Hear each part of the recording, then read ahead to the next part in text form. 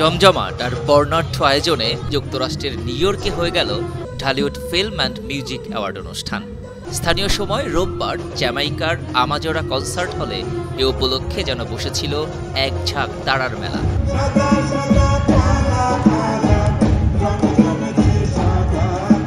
ঢাকাই চলচ্চিত্র ও ছোট পর্দার বেশ কয়েকজন জনপ্রিয় অভিনেতা অভিনেত্রীর অংশগ্রহণে অনুষ্ঠান হয়ে ওঠে আরও আকর্ষণীয়। স্টেজে তাদের চোখ ধাঁধানো পারফরমেন্স দর্শকদের মনে করিয়ে দেয় এটি যেন এক টুকরো বাংলাদেশ, আর যেন প্রবাসী বাংলাদেশিদের মনে করিয়ে দেয় যেখানেই থাকো বাংলাদেশের কৃষ্টি ও সংস্কৃতি যাবে না ভোলা।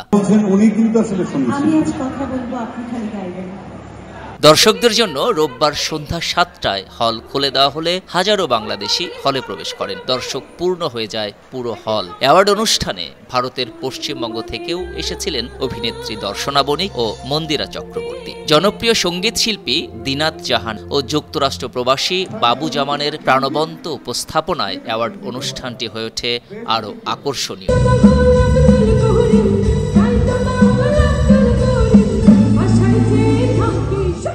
ঢালিউড ও ছোট পর্দার অভিনেতাদের নৃত্য সঙ্গীত পরিবেশন, কখনো অনুভূতি প্রকাশ দর্শকদের মন ছুঁয়ে যায়। আনন্দে ভিন্ন মাত্রা যোগ করে চিত্রনায়ক জায়েদ খানের নৃত্য পরিবেশনায়। অনুষ্ঠানে ঢালিউড অ্যাওয়ার্ড গ্রহণ করেন ঢালিউডের শক্তিমান খল অভিনেতা আহমেদ শরীফ, জনপ্রিয় অভিনেতা চঞ্চল চৌধুরী, নীরব, তাহসান খান, অভিনেত্রী মেহজাবিন চৌধুরী, তানজিন তিশা, তাসনিয়া ফারিন, মন্দিরা, গীতিকার কবির বকুল, কণ্ঠশিল্পী রানু নেওয়াজ, অনিক রাজ, লাইলা সহ অনেকে। সামাজিক যোগাযোগ মাধ্যমে বেশ পরিচিত মুখ ফাতেমা নাজনীন প্রিসিলাও পেয়েছেন award.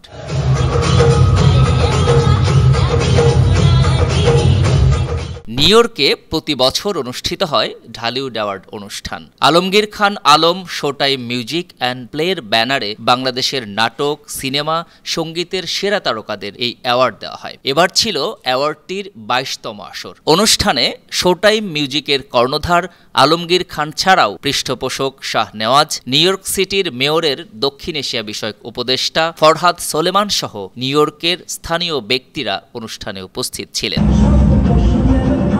News desk, burn TV.